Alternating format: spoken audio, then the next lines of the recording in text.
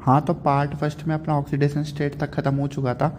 आज अपन देख रहे हैं ट्रेंड्स इन द M+2 से M स्टैंडर्ड इलेक्ट्रोड पोटेंशियल में क्या क्या है। एनसीईआरटी क्या क्या बोलती है? तो एनसीईआरटी बोलती है the unique behaviour of copper having a positive electrode accounts for its inability to liberate H2 from acids.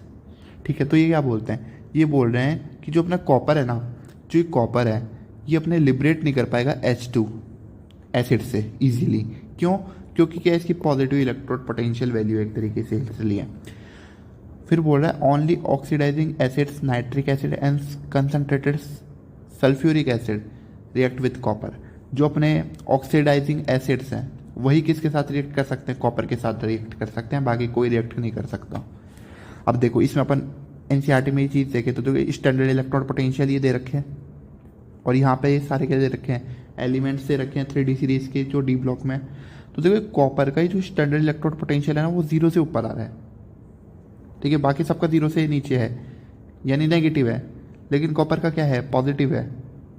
तो देखो ये क्वेश्चन यहाँ से बन सकता है क्योंकि कॉपर ही सबसे ज़्यादा अलग दिख रहा है ना। उसके अलावा देखो यहाँ पे कुछ भी इंपॉर्टेंट नहीं है सच। चलो आगे चलते हैं।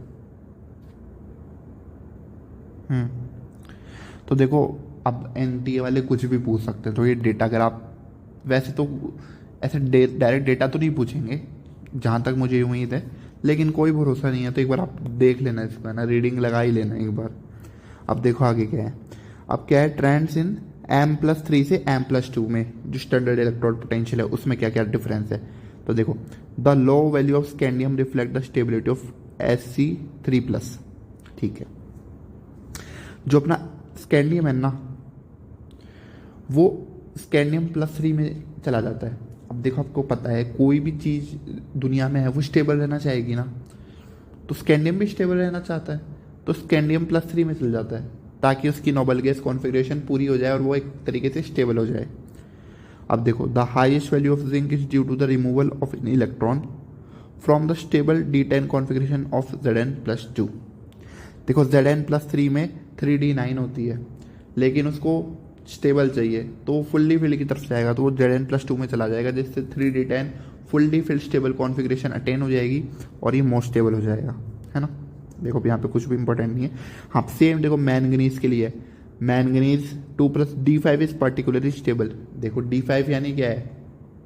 हाफ फिल्ड और फुल्ली फिल्ड तो सबसे ज़्यादा स्टेबल होते ही हैं। अब वो क्यों होते हैं ये मैंने लास्ट जो पार्ट फर्स्ट था उसमें बता रखा है, आप देख सकते हैं जाके। अब देखो आगे क्या बोलता है। The ability of fluorine to stabilize the highest oxidation state due to either higher lattice energy as in the case of COF3। ठीक है, दो एबिलिटी है फ्लोरीन की किसी भी हायर ऑक्सीडेशन स्टेट को कम स्टेबलाइज करने के लिए, तो वो किसकी वजह से है? लैटिस एनर्जी की वजह से है। जैसे COF3 में देख सकते हो, VF5 में देख सकते हो, CRF6 में देख सकते हो, है ना। ये देखो ये सब कंपाउंड दे रखे हैं, पूछ सकते हैं कोई भी कंपाउंड, है ना। अब देखो आगे चलते हैं। अब बोलता है कि जो Cu2 हैलाइड से ना are known except the iodide, in this case Cu2+ oxidize I- to I2। ठीक है, ये बोल रहा है कि जो CuI2 है ना वो एग्जिस्ट ही नहीं करता, है ना। बाकी Cu जो 2 हैलाइड है ना वो सबके साथ रिएक्ट करेंगे, लेकिन इसके साथ नहीं करेंगे क्योंकि ये I- को ऑक्सीडाइज कर देता है I2 में, और जिससे बनता है ना CuI2 ये एग्जिस्ट ही नहीं करता, तो कोई मतलब ही नहीं है। Many copper 1 compounds are unstable in aqueous solution undergo disproportionation. देखो डिस्प्रपोर्शनेशन रिएक्शन क्या होती है? जिसमें ऑक्सीडेशन भी हो और रिडक्शन भी हो। तो देखो यहाँ पे 2Cu + Cu + 2 + Cu। ठीक है, यहाँ पे ऑक्सीडेशन भी हो रहा है, रिडक्शन भी हो रहा है। एक्वा स्टेट में देखो क्या होता है? Cu+2 क्या होता है? ज़्यादा स्टेबल होता है Cu+ से, क्योंकि इसकी हाइड्रेशन एनर्जी ज़्यादा होती है। The stability of Cu+2 rather than Cu+ is due to the much more negative hydration energy. यही बात लिखी है यहाँ पे जो लिखी है ना। फिर देखो the ability of oxygen to stabilize the highest oxidation is demonstrated in the oxides. ठीक है, अपन ऑक्साइड्स में देखते हैं जो ऑक्सीजन है ना वो भी स्टेबलाइज करता है हाइयर ऑक्सीडेशन स्टेट को, जैसे फ्लोरीन करता है। अपन इनको ऑक्साइड्स में ऑब्जर्व करते हैं, जैसे Sc2O3 है, Fe2O3 है, Mn2O7 है। The ability of oxygen to stabilize this high oxidation state exceed that of fluorine. यानी ये बोलना चाहते हैं कि जो ऑक्सीजन है ना वो ज़्यादा स्टेबलाइज करता है एज कम्पेयर टू फ्लोरीन। दस the highest manganese fluoride is MnF4। अब देखो यहाँ पे सिर्फ 4 फ्लोरीन यूज हो रहे हैं, लेकिन ऑक्साइड जब ऑक्सीजन लगा रहे हैं तो टोटल कितने हो रहे हैं, ऑक्सीजन के 7 हो रहे हैं। तो ऑब्वियसली बात है ये स्टेबलाइज क्या करता है, ऑक्सीजन ज़्यादा ही करता है, तब भी वहाँ पे 7 ऑक्सीजन अटैच हो रहे हैं, है ना। The ability of oxygen to form multiple bond. अब ये ऐसा भी क्यों होता है, देखो ऑक्सीजन क्या बोलता है, ऑक्सीजन डबल बॉन्ड बनाता है, फ्लोरीन क्या सिंगल बॉन्ड के साथ जुड़ जाता है। ये डबल बॉन्ड बनाता है तो डबल बॉन्ड के साथ ज़्यादा अपने एटम जोड़ता है और स्पेस कम लेता है, तो उस वजह से, है ना। अब देखो ये सब बता रखा है अपने, Mn2O7 का स्ट्रक्चर बनाएंगे तो Mn टेट्राहाइड्रल सराउंड हो जाएगा और ऐसे MnON Mn ब्रिज बन जाएंगे, है ना। तो ये अपना हो गया।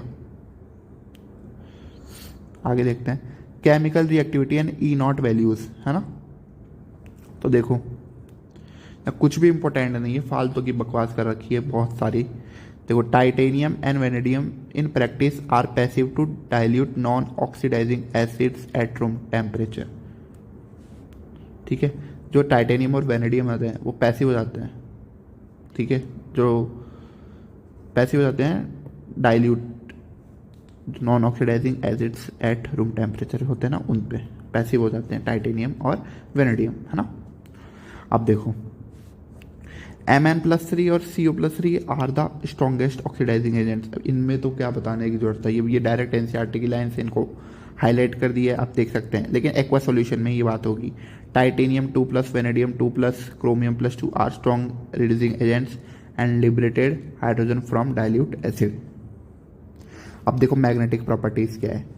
देखो मैग्नेटिक प्रॉपर्टी में होता है डायमैग्नेटिक, पैरामैग्नेटिक। पार्ट फर्स्ट में भी अपन ने डिस्कस किया था क्या क्या होता है। देखो डायमैग्नेटिक सब्सटेंस वो होते हैं जो रिपेल होते हैं इलेक्ट्रिक फील्ड से, वाइल द पैरामैग्नेटिक क्या होते हैं, अट्रैक्ट होते हैं। एक बात और याद रखना, डायमैग्नेटिक में 0 अनपेयर इलेक्ट्रॉन होते हैं, डायमैग्नेटिक में 0 अनपेयर इलेक्ट्रॉन होते हैं, वहीं पैरामैग्नेटिक में एटलीस्ट 1 अनपेयर इलेक्ट्रॉन, है ना। और कुछ सब्सटेंस और होते हैं जिनको अपन बोल देते हैं फेरोमैग्नेटिक, जैसे देखो अपन डिस्कस करते हैं। Substance are attracted very strongly are said to be ferromagnetic, उनको फेरोमैग्नेटिक बोलते हैं। In fact ferromagnetic is extreme form of paramagnetism. जो एक्सट्रीम फॉर्म होती है ना पैरामैग्नेटिज्म, उसको क्या बोलते थे अपन, फेरोमैग्नेटिज्म बोलते थे। Many of the transition metals ions are paramagnetic. जितने भी ट्रांजिशन मेटल है मेनली वो सारे क्या हैं, पैरामैग्नेटिक है। अब देखो एक फॉर्मूला है म्यू निकालने का। म्यू क्या है, मैग्नेटिक मोमेंट है। एन क्या है, नंबर ऑफ अनपेयर इलेक्ट्रॉन है। और मैग्नेटिक मोमेंट की यूनिट है बोर मैग्नेट ऑन BM, है ना। Mu is equal to √n+2। N यहाँ पे क्या है, नंबर ऑफ अनपेयर इलेक्ट्रॉन है। और मैग्नेटिक मोमेंट क्या होता है, directly proportional to number of unpaired electron. ये देखो यहीं लिख रखा है, the magnetic moment increase with the increasing number of unpaired electron. तो डायरेक्टली रिलेशन हुआ ना कि नंबर ऑफ अनपेयर इलेक्ट्रॉन अगर आप बढ़ाओगे तो मैग्नेटिक मोमेंट भी इंक्रीज करेगा। अब देखो ये वैसे अगर आपको अनपेयर इलेक्ट्रॉन निकालना आता हो, कॉन्फ़िगरेशन लिखनी आनी चाहिए सबसे पहले तो आप नंबर ऑफ अनपेयर इलेक्ट्रॉन निकाल लोगे तो आपको डायरेक्ट यहाँ वैल्यू पुट कर दोगे तो आपके पास म्यू की वैल्यू आ जाएगी। अदरवाइज आपको ये टेबल याद करने की जरूरत है, वैसे सबको याद हो ही जाती है बार बार प्रैक्टिस से।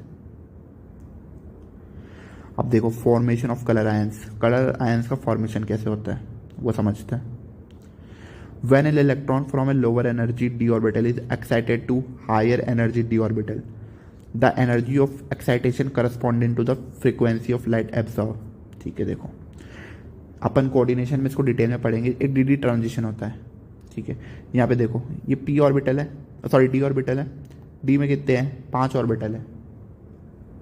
तो ऐसे कुछ ब्रेक होते हैं, एक हायर एनर्जी d ऑर्बिटल ऊपर बनता है, एक लोअर एनर्जी d ऑर्बिटल नीचे बनता है, और इनके बीच का जो एनर्जी डिफरेंस होता है उसको डेल्टा ई से रिप्रेजेंट कर देते हैं। अब इलेक्ट्रॉन यहाँ से यहाँ आता रहता है तो इसीलिए इसको बोल देते हैं डी ट्रांजिशन। इसको अपन कोऑर्डिनेशन कंपाउंड में डिस्कस करेंगे मेनली, है ना।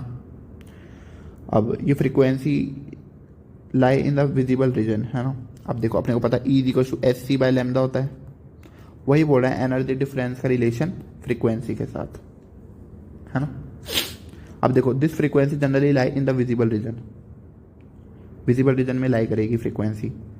अब देखो कलर है ना कंपाउंड का, वो दो कारण से आता है, एक तो डी ट्रांजिशन ऑफ इलेक्ट्रॉन और एक अनपेयर इलेक्ट्रॉन की वजह से आता है। अगर अनपेयर इलेक्ट्रॉन नहीं है तो वो कंपाउंड क्या हो जाएगा, कलरलेस हो जाएगा। जैसे देखो 3D0 में कलरलेस, 3D0 में कलरलेस, यहाँ 3D10, यहाँ पे अनपेयर इलेक्ट्रॉन ही नहीं है तो कलरलेस कंपाउंड है। Formation of complex compound, complex compound are those in which the metal ion bind an number. देखो कॉम्प्लेक्स कंपाउंड ये अपन मेनली डिस्कस करेंगे कोऑर्डिनेशन में, ऐसे बनते हैं FCN6 3- FCN6 4-, ये सब अपने कॉम्प्लेक्स कंपाउंड है। और वो क्यों बनते हैं, this is due to the comparatively smaller size of metal ion. जो मेटल आयन की स्मॉलर साइज होती है, their high ionic charge and the availability of d orbital for bond formation. Smaller size होती है मेटल आयंस की, high क्या होता है आयनिक चार्ज, और अवेलेबिलिटी होती है डी ऑर्बिटल की बॉन्ड फॉर्मेशन के लिए, इसीलिए वो कॉम्प्लेक्स कंपाउंड अपने बनते हैं। ये मेनली क्या है, रीजन है इस चीज़ का। अब अपन बात करते हैं कैटालिटिक प्रॉपर्टी की, ठीक है। The vanadium oxide in contact process B block में पढ़ेंगे। फाइनली डिवाइडेड हैबर प्रोसेस में आयरन वाला पार्ट हो गया, निकल में कैटालिटिक हाइड्रोजनेशन हो गया। Some of the examples, catalyst at a solid surface involve the formation of bond between reactant molecule and atom. देखो कैटलिस्ट क्या होता है, कैटलिस्ट के सरफेस पे आके क्या होता है, रिएक्टेंट मॉलिक्यूल एक तरीके से चिपक जाता है, बॉन्ड बना लेता है ना, वही बात बोली है। उससे क्या होता है, कंसंट्रेशन ऑफ रिएक्टेंट बढ़ती है, एक्टिवेशन एनर्जी कम हो जाती है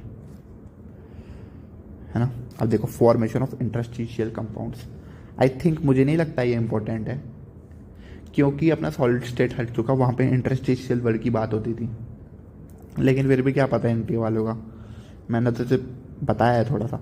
विच are form when small atoms like HC and are trapped.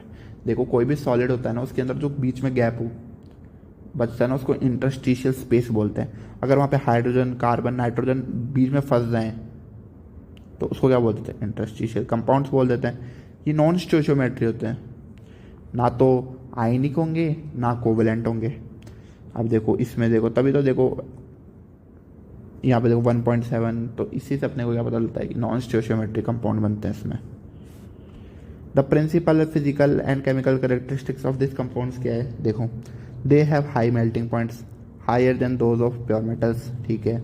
They are very hard, okay, और डायमंड हार्डनेस में आ ज़्यादा होता है अपने को पता। They retain metallic conductivity, okay, metallic conductivity होती है, केमिकली इनर्ट होते हैं, है ना। अब देखो एलॉय फॉर्मेशन, एलॉय क्या होता है, स्टेनलेस स्टील जानते हैं आप लोग, एक तरीके से एलॉय है, मिक्सिंग ऑफ मेटल्स होता है ना एक तरीके से, कोई भी कंपोनेंट्स के साथ मिक्स कर देते हैं। एलॉय में भी होमोजीनस, एलॉय हमेशा कैसे होंगे, हेट्रोजीनस नहीं होंगे, होमोजीनस ही होंगे। Alloy are form by atoms with metallic radii that are within about 15% for each other. Alloyed उसी एटम से फॉर्म होते हैं जिनकी जो मेटेलिक रेडाई है वो आपस में एक तरीके से 15% ही कंबाइन हो। Alloy of transition metal with non transition metal such as brass. अब देखो ये एग्जांपल आपको याद रखना है, वेरी इंपॉर्टेंट। ब्रास किससे बनता है, कॉपर जिंक से, ब्रॉन्ज कॉपर और टिन से, ये बहुत इंपॉर्टेंट है, यहाँ से सवाल बन सकता है। अब देखो सब important compounds of transition elements, oxides and oxoanions of metals. These oxides are generally formed by the reaction of metal with oxygen at high temperature. ये ऑक्साइड्स कब बनते हैं, जब रिएक्शन होती है मेटल की ऑक्सीजन के साथ हाई टेम्परेचर पे। As the oxidation number of metal increases ionic character decreases. देखो ऑक्सीडेशन नंबर अपना इंक्रीज करेगा तो एसिडिक करेक्टर भी अपना इंक्रीज करेगा, कोवेलेंट करेक्टर भी इंक्रीज करेगा, तो आयनिक करेक्टर क्या कर जाएगा, डिक्रीज कर जाएगा। अब बोलते देखो Mn2O7 is a covalent green oil. Mn2O7 जो होता है वो अपना कोवेलेंट ग्रीन ऑयल होता है, याद रखना। CrO3 and V2O5 have low melting points, याद रखना इस चीज़ को भी। In this higher oxides the acidic character is predominant. जो हायर ऑक्साइड्स होते हैं अपने, उन पे जो एसिडिक करेक्टर होता है ना वो प्रीडोमिनेंट करता है, यानी डोमिनेंट करता है एक तरीके से। Mn2O7 अपने को ये देता है और ये सब कुछ है। V2O5 क्या होता है, एम्फोटेरिक होता है, ये डी ब्लॉक में लिखी हुई बात है ना। और देखना CrO इज बेसिक होता है बट Cr2O3 इज एम्फोटेरिक, की बात भी याद रखना। कहीं पूछते हैं एसिडिक बेसिक और एम्फोटेरिक क्या होता है। अब देखो कंपाउंड की बात करते हैं, जो है अपना है पोटेशियम डाइक्रोमेट K2Cr2O7। देखो potassium dichromate is very important chemical use in leather industry. जो अपनी लेदर इंडस्ट्री होती है वहाँ पे पोटेशियम डाइक्रोमेट बहुत इंपॉर्टेंट रोल निभाता है। And oxidant for preparation of many azo compounds. जो एजो कंपाउंड्स होते हैं, एजो कंपाउंड्स अपन कहाँ पढ़ेंगे, ऑर्गेनिक में पढ़ेंगे। ऑर्गेनिक में एजो कंपाउंड पढ़ेंगे, वहाँ पे आपको पता चलेगा कि वहाँ पे पोटेशियम डाइक्रोमेट का कितना काम होता है। ये फ्यूजन से बनता है किसके, क्रोमाइटोर के FeCr2O4। ये क्या है, क्रोमाइटोर है। ये किसके साथ फ्यूज करता है, सोडियम या फिर potassium carbonate in free access of air, है ना। ये रिएक्शंस है। अब रिएक्शन तो आपको याद रखनी पड़ेगी।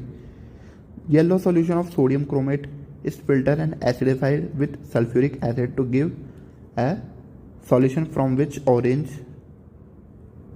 Sodium dichromate. देखो जो येलो सॉल्यूशन होता है अपना सोडियम क्रोमेट का, वो क्या एसिडिफाइड होता है किसके साथ, सल्फ्यूरिक एसिड के साथ, ताकि अपने को क्या दे सके, ऑरेंज सोडियम डाइक्रोमेट दे सके वो, है ना। चलो आगे चलते हैं। तो देखो sodium dichromate is more soluble than potassium dichromate. देखो जो टाइट्रेशन होता है ना, टाइट्रेशन K2Cr2O7 का यूज़ टाइट्रेशन में करते हैं अपन, लेकिन Na2Cr2O7 का यूज़ नहीं करते। क्यों, क्योंकि क्या है, मोर सोल्यूबल है, मॉइस्चर को एब्जॉर्ब कर लेगा ये, इसलिए इसको टाइट्रेशन में यूज़ नहीं करते। लेकिन K2Cr2O7 को टाइट्रेशन में यूज़ करते हैं। ये सारी बातें यहीं लिखी हुई है। अब अपने को पता है this latter is therefore prepare by treating the solution of sodium dichromate with potassium chloride. तो अगर अपन Na2Cr2O7 सोडियम डाइक्रोमेट की रिएक्शन 2KCl के साथ करवा दे तो K2Cr2O7 अपने को मिल जाता है। अब देखो ये क्रोमेटाइन का स्ट्रक्चर है CrO4 का, और ये Cr2O7 का। ये क्रोमेट का है, ये डाइक्रोमेट का है। देखो दोनों कैसे स्ट्रक्चर बना रहे हैं, टेट्राहेड्रली बना रहे हैं। CrO बॉन्ड एंगल कितना है, 126 डिग्री है। Sodium and potassium dichromate are strongly oxidizing agent.